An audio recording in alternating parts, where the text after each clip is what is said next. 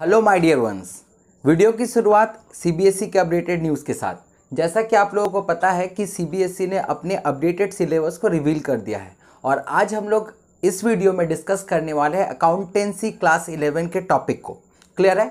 CBSE ने ये तो बता दिया था 5 जुलाई को कि टर्म 1 और टर्म 2 में हमारी एग्जामिनेशंस होंगी। टर्म 1 होगा कब? नवंबर दिसंबर में, और टर्म 2 होने वाली है वो फरवरी टू मार्च में होना है और उसके अकॉर्डिंग हमें सिलेबस कंप्लीट भी करनी है। बट जो डिटेलिंग है सिलेबस की कि कब कब हमें क्या क्या पढ़ना है वो है ऐसे।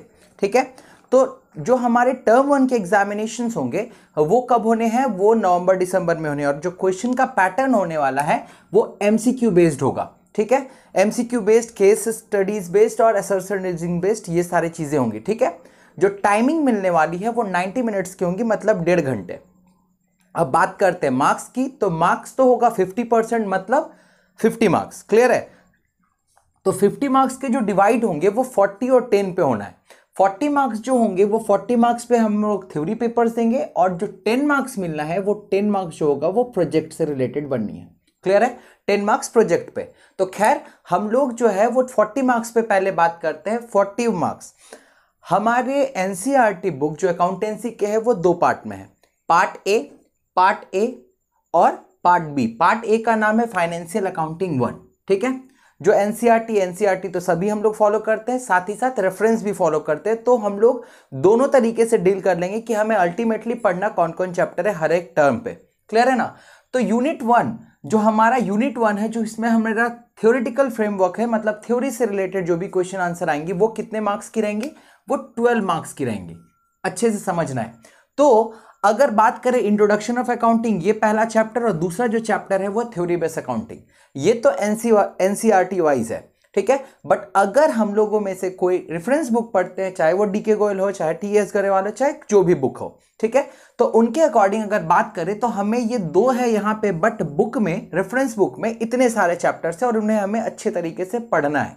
ठीक है, और बुक के पीछे वाला क्वेश्चन, एमसीक्यू पैटर्न सारे अच्छे तरीके से कर लेना है। ठीक है ना? तो रेफरेंस बुक में meaning and objective of accounting पहला चैप्टर, दूसरा चैप्टर बेसिक अकाउंटिंग टर्म्स। ये पूरे इधर वाला टॉपिक है थ्योरी बेस्ड क्वेश्चन आएंगे जो 12 मार्क्स पे आएंगे, अच्छे तरीके से, डरना नहीं है। ठीक है, next accounting principle theory based, process and base of accounting standard and IFRS. तो इतने सारे हमारे टोटल 5 चैप्टर जो होंगे वो थ्योरी बेस्ड चैप्टर है। ठीक है, जो कैरी करेंगे 12 मार्क्स। क्लियर? अब हम लोग बात करते हैं यूनिट 2। यूनिट 2 में जो है वो अकाउंटिंग प्रोसेस, यहां पे हमारा प्रैक्टिकल क्वेश्चन स्टार्ट होना है। ठीक है, ये थ्योरी बेस्ड क्वेश्चन था और यहां से प्रैक्टिकल क्वेश्चन है। तो इसमें 3 चैप्टर देखने को मिलेंगे एनसीईआरटी में, recording of business transactions, bank reconciliation statement and depreciation provision and reserve. But अगर हम लोग रेफरेंस बुक की बात करनी है तो हमें इतने सारे चैप्टर्स को देखना है। ठीक है, कौन कौन सा चैप्टर है? Accounting equations, clear, practical questions है। डबल एंट्री सिस्टम, इसमें डेबिट और क्रेडिट रूल सीखना है, डेबिट क्रेडिट रूल सीखना है हमें। ठीक है, उसके बाद जर्नल, लेजर, ये अलग अलग चैप्टर।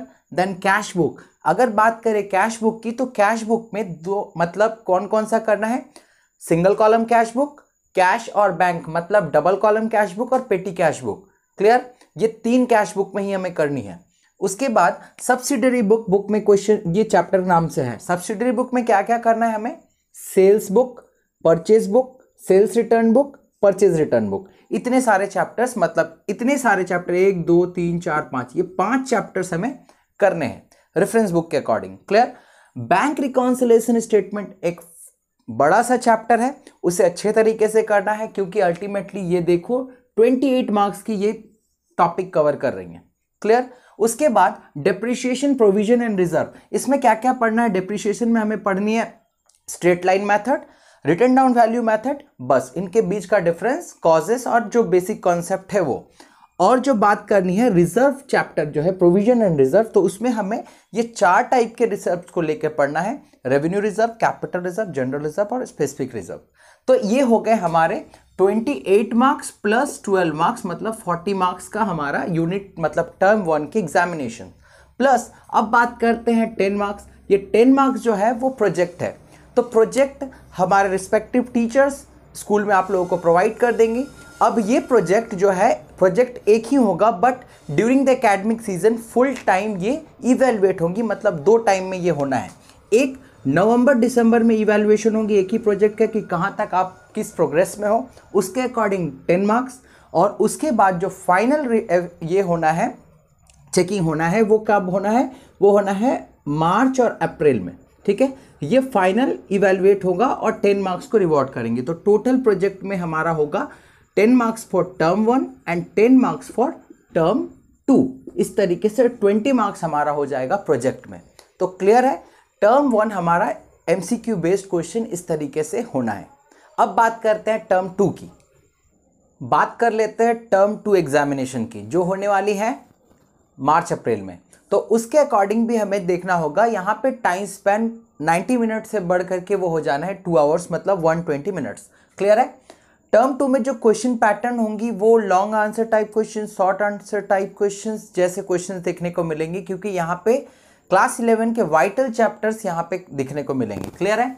तो हमें उसके अकॉर्डिंग ही सीखना पड़ेगा। लेकिन मार्किंग की बात की जाए तो मार्किंग उसी तरीके से होगी, 40 मार्क्स हमें लिखना पड़ेगा, मतलब एग्जामिनेशंस देनी पड़ेंगी, और 10 मार्क्स जो प्रोजेक्ट जो कंटिन्यूएशन बेसिस पे होना है उसके अकॉर्डिंग होगा। क्लियर है। अब बात कर लेते हैं किस तरीके से मार्किंग पैटर्न है। तो पार्ट ए जो हमारा यूनिट 2, वहाँ पे कुछ पोर्शन हम लोगों ने किया, उसके बाद से यहाँ पे कुछ चैप्टर्स हैं जैसे बिल ऑफ एक्सचेंज और trial balance and rectifications of errors. ये दोनों चैप्टर हमें टर्म 2 में पढ़नी है।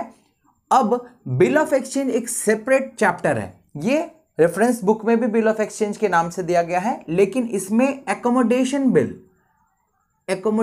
बिल वो हमें नहीं करना है, एकोमोडेशन वाला नहीं कॉन्सेप्ट करना है। क्लियर है। अब बात करते हैं trial balance and rectifications of error. ये दोनों ही अलग चैप्टर हैं, ठीक है। ये एनसीईआरटी में एक साथ लिया गया है, बट दोनों ही अलग चैप्टर है रेफरेंस बुक में। ट्रायल बैलेंस एंड एरर्स एक अलग चैप्टर, और जो दूसरा चैप्टर है रेक्टिफिकेशंस ऑफ एरर, दोनों अलग अलग चैप्टर हैं। तो अल्टीमेट अगर मार्क की बात की जाए तो 12 मार्क्स ये दोनों कवर करेंगे। क्लियर। अब बात कर लेते हैं पार्ट बी। पार्ट बी में जो होने वाला है, ये तो हमारा दूसरा बुक है, फाइनेंशियल अकाउंटिंग पार्ट 2। अभी तक हम लोग पार्ट 1 की बात कर रहे थे, लेकिन यहाँ पे पार्ट 2 की बात होगी। तो यहाँ पे देखने को मिलना है financial statement of sole proprietorship form, complete and incomplete record. Sole proprietorship की यहाँ पे बात होगी, कंप्लीट एंड इनकम्प्लीट। अब ये तो एनसीईआरटी के बुक के अकॉर्डिंग हो गई, बट अगर हम लोग बात करें रेफरेंस बुक की, तो यहाँ पे जो चैप्टर होना है वो फाइनेंशियल स्टेटमेंट, जो चैप्टर हमें दिखेंगे वो हमें करना है।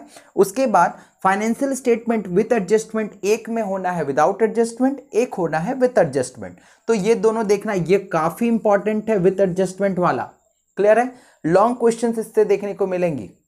उसके बाद अकाउंटिंग फ्रॉम इनकम्प्लीट रिकॉर्ड्स। तो ये सारी चीजें हमें ये कवर करेंगे। जो मार्क्स होगा 20 मार्क्स, सबसे ज्यादा मार्क्स है ये। क्लियर। तो ये हो गया 20 मार्क्स। उसके बाद जो यूनिट 4 है, ये सबसे लास्ट चैप्टर है, लास्ट यूनिट है, कंप्यूटर इन अकाउंटिंग। ये 8 मार्क्स को कवर करेंगी, जिसमें कौन कौन से चैप्टर रेफरेंस बुक में देखने को मिलेगी। इंट्रोडक्शन टू कंप्यूटर, उसके बाद introduction to accounting information system AIS, और कंप्यूटराइज्ड अकाउंटिंग सिस्टम। तो ये 3 चैप्टर हो गए हमारे कंप्यूटर इन अकाउंटिंग को, जो 8 मार्क्स करेंगे। तो यहाँ पे कितना हो गया, 20 + 8 that is 28 for part B. Part B हो गया ये, और 12 मार्क्स फॉर पार्ट ए, ये वाला जो क्वेश्चन है। तो that means 40 for term 2 examination theory paper. और जो 10 मार्क्स आनी है, वो जो हमारा प्रोजेक्ट मार्क है, वो तो टोटल 50 मार्क्स हमने टर्म 2 में भी कवर कर लिया। तो टर्म 1 50, टर्म 2 50, इस तरीके से सिलेबस बाइफर्केटेड है। क्लियर है। तो उम्मीद करता हूं ये पूरा सिलेबस आप लोगों को अच्छे तरीके से समझ में आ गई होगी। अब हमारा जो नेक्स्ट वीडियो होने वाला है वो MCQ बेस्ड हर एक चैप्टर से रिलेट करेंगे। तब तक के लिए बने रहो मेरे साथ। Thank you for today.